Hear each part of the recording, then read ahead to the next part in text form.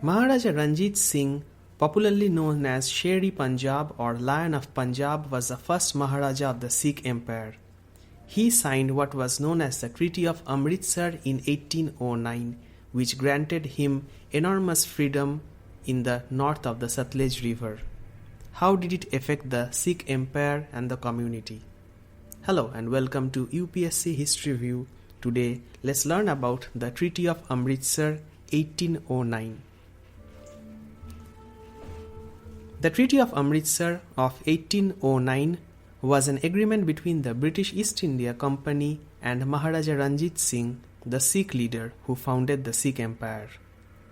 Among the outcomes was that Singh gained a carte blanche or a complete freedom to do however he wanted to further consolidate his territorial gains north of the Sutlej River at the expense both of other Sikh chiefs and their peers among the other dominant communities. It was a pact between Charles T. Metcalfe and Maharaja Ranjit Singh.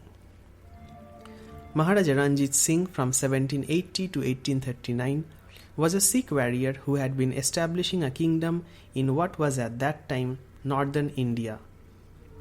Ranjit Singh had established a capital at Lahore in 1799 when he defeated Zaman Shah, an Afghan leader, and this emphasized his status among the Sikhs. Ranjit Singh proclaimed himself Maharaja of the Punjab in 1801 and expanded his territories to such an extent that by 1808 he had control of an area bounded by Gujarat, Ludhiana and Multan. Ranjit Singh had Malwa on the south side of the Sutlej River as his next target, but the Sikh chiefs in that area appealed to the British for protection. The protection was forthcoming and the British, who until recently had been occupied in Hindustan obtaining victory in the Second Anglo-Maratha War, attempted to resolve the issue using diplomacy. This failed. Ranjit Singh invaded Malwa in September 1808 and in February 1809 the British successfully attacked Ranjit Singh's forces there. Realizing his relative military weakness, Singh conceded with the Treaty of Amritsar. They promised that they will not interfere in his affairs. Although the terms of the Treaty of Amritsar prevented Singh from any further territorial expansion south of the Sutlej River, they also permitted him complete freedom of action to the north of it. This enabled Ranjit Singh to extract tribute from less powerful chieftains including Jats and other Sikhs, and ultimately to gain control of areas such as Peshawar and Kashmir. The unification of these territories, which was aided by him westernizing his armies, formed the Sikh Empire that lasted until the British subjugation in 1849. Let's take a look at the text of the treaty. Treaty with the Raja of Lahore, 1809.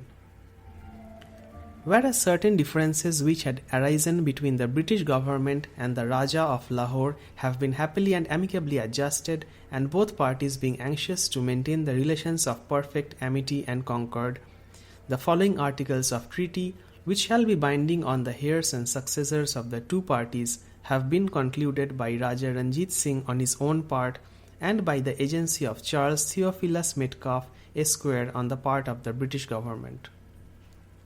Article 1. Perpetual friendship shall subsist between the British government and the state of Lahore. The latter shall be considered, with respect to the former, to be on the footing of the most favoured powers, and the British government will have no concern with the territories and subjects of the Raja to the northward of the Sutlej. Article 2. The Raja will never maintain in the territory occupied by him and his dependents on the left bank of the river Sutlej more troops than are necessary for the internal duties of that territory, nor commit or suffer any encroachments on the possessions or rights of the chiefs in his vicinity. Article 3. In the event of a violation of any of the preceding articles, or of a departure from the rules of friendship on the part of either state, this treaty shall be considered to be null and void. Article 4.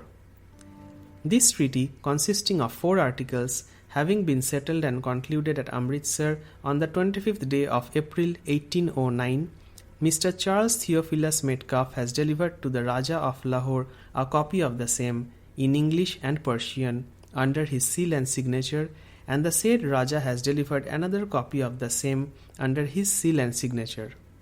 And Mr. Charles Theophilus Metcalfe engages to procure within the space of 2 months a copy of the same duly ratified by the Right Honourable the Governor-General in Council, on the receipt of which by the Raja the present treaty shall be deemed complete and binding on both parties, and the copy of it now delivered to the Raja shall be returned.